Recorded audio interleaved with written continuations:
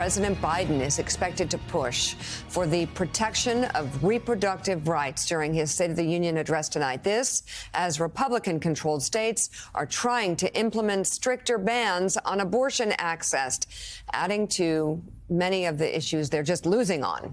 Joining us now, House Minority Whip, Democratic Congresswoman Katherine Clark of Massachusetts, and her guest at tonight's State of the Union address, Dr. Cheryl Hamlin, who will get to you in just a moment. Dr. Hamlin, thank you so much for joining us this morning. What are you hoping to hear from the president tonight? And talk about the significance of your choice of guests. Oh, well, good to be with you. And I want to hear from the president tonight, and I know I'm not going to be disappointed that part of having a robust democracy is freedom for all.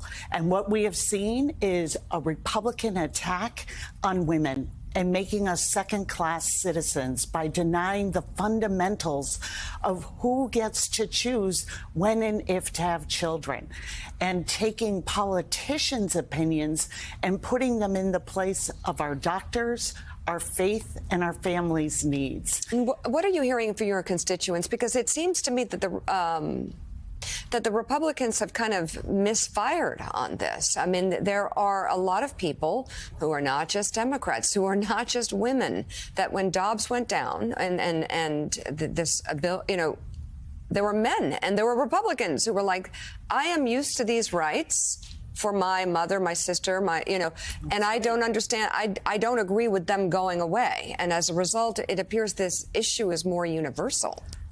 There is such broad support with the American people. They understand that reproductive rights are tied to their basic freedom. And that's why we saw ballot questions in Kansas, Montana, Kentucky fail. But it hasn't stopped House Republicans. One of the first bills they put on the floor was further restrictions on women's right to reproductive justice. And now that 14 states have denied abortion care, that is 18 million women who can't receive the care they need. We are seeing those effects and very real life and death situations. Yeah. This has huge implications for women's health and for women's place in our economy. And they're doubling down. Let me talk to Dr. Hamlin here, who one of those states is Mississippi. You worked at Jackson's Women's Health Organization, and you no longer can travel to give care to patients in Mississippi because of Dobbs. Tell me, first of all, what your reaction was to that, what you're hearing from potential patients, and now what you're doing to try and continue your work. Yeah, I mean, I think, you know, as she said, it is, you know, all-encompassing. It's not just lack of access to legal abortion, but it's also, you know, it affects the obstetricians there and how they can provide care to their patients. It affects how you manage a miscarriage. I mean, it really affects, you know, all of women's health care. And we know that wealthy women will just go where they need to go. So it, you know, clearly is impact. But for women who can't afford to go where they need to go, are there situations, real life situations now, where a miscarriage is not being, where the mother's life is in danger because a miscarriage cannot be handled correctly? Or women who are, and young girls who are victims of rape or for whatever reason need an abortion and cannot get one? Oh, absolutely.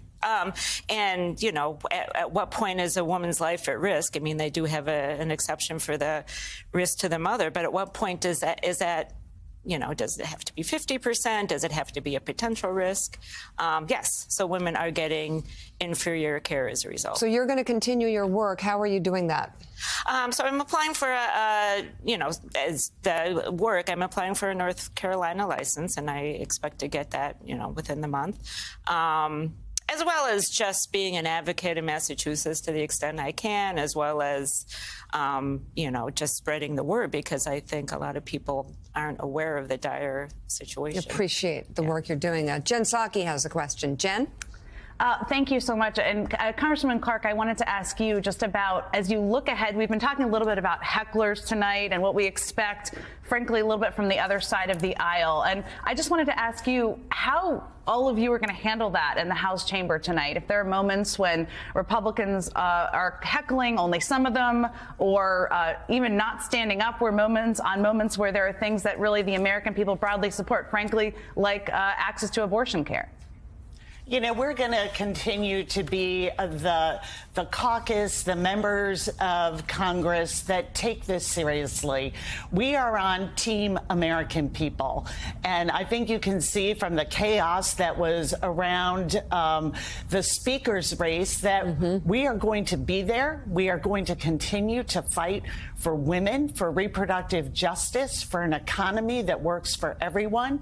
And we are going to conduct ourselves with the seriousness of the challenges and opportunities facing the American people.